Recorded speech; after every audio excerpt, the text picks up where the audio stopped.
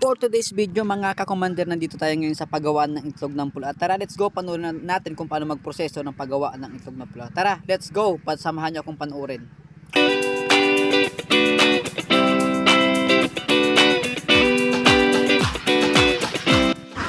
Yung for today's video mga commander, nandito tayo ngayon sa paggawaan ng itlog ng pula, no.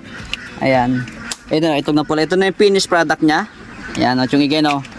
Oh, ito na po yung finished product na itlog na pula. Kailan cheese na lang to? Kahapon. Tapos ito yung ito pa. Oh. Ayan, yan po na yung finished product niya. Tapos ito yung may sinalang pa sila dito, ito pa. Ayan mga commander, oh. Ito yung itlog. Ano kaya call? Ito yung mga commander, yung itlog na yan. Bali, ang paglaga ng itlog na pula mga commander, ito ay puti. Puti pa yan ha, puti pa. Yan, ito. Ayan, oh, diba, oh, yan, oh. Puti pa yan, mga commander, oh. Puti pa yan. Yan, ganyan yung style ng paglaga ng itlog na pula. Bali, ito, may screen. Tapos ito yung itlog ng itik. Bali, ilang days na binabad yung call? 18 days. 18 days ang binabad. Sa asin at putik. Asin at putik ang pagbabad, ang way nila. Ito po ang pag-process nila sa paggawa ng itlog na itang pula o salt egg ay asin at putik binabad ng 18 days mga ka-commander. After noon, hugasan at ilalagay doon sa screen. At yun isasalang. Bali ilang hours lahat yan. Ang apoy ay kailangan 9 oras. 9 oras yan. Paglaga. Ayan, 9 oras ang paglaga. Ito po si Uncle Igay. Anong true name mo, Uncle? Igay Montoya. Igay Montoya. Yan. Siya yung master sa gawa ng salt egg o red egg mga ka-commander. So, ayan bali ito, 18 days na binabad sa putik at asin. Tapos siyam na hugasan at talagain at 9 oras. ang paglagaan. So, anong oras na yan?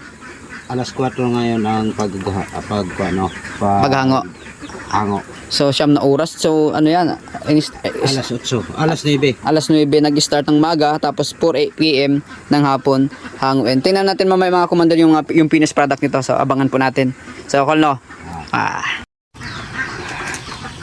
Bale ito mga commander, ito yung yung inhango doon. Wala ako kanina dito sa kalan. Tapos ito. Ayan oh. Oh, ayan. Tapos ito ay kukunin yan diyan, tapos ayan, yan ang huling proseso. Isasawsa dyan sa pula na yan. So, mas mainam yung walang sa pula, no? Para mas healthy talaga. Kasi di ba kung mapapansin nyo, lalagyan pa ng decolores. Pero pwede naman kainin ng walang pula. Kaya lang ay, di ko alam kung bakit nilalagyan ng ngayon pula. Kasi hindi mabili ang maalat wag walang pula. Pampatuan sa tao. Pampaakit. Ay, pampaakit tayo mga commander. Bali ito, itlog na pula. Bali ito ay dito na po mismo. Dito na naging itlog yung itik, nandiyan yung itikan. Nandito na yung lutuan. Nandito na rin yung paggawaan ng itlog na pula mga commander. Ito, bali ilang piraso lahat ang nakasalang dyan kay Edgar, ay kay Guy? Sa 300. Dalawang salangan 300. 300? Mga 600. Abutin ng 600 ito. Yung isang crate 300 dyan. Plus ito isang crate 300 pa rin. 300. Nasa 600 nga. 600 lahat. Yan lahat 600. Ayan bali 600 lahat dito. Ang kasya dito sa kawa na ito 600 pieces of eggs ng itik lahat ang kasya dito. Tapos ayan mga commander, kung mapapansin ito ay finished product galing dito, finished product na ito na pagluluto ng salt egg, no? Ito salt egg ito mga commander. Ayan grabe mainit pa nakakapasok nakakapasok pa. Tapos ito ang proseso to Pinoy. Tapos ito na lahat mga commander. Bali kasama na sa 600 piraso ito. Ayan. Yan mga commander, ganyan po ang pagpaprocess sa paggagawa ng red egg. Ito mga commander, grabe ang sarap nito. Hindi siya maalat siya, pero hindi siya gaanong napakaalat.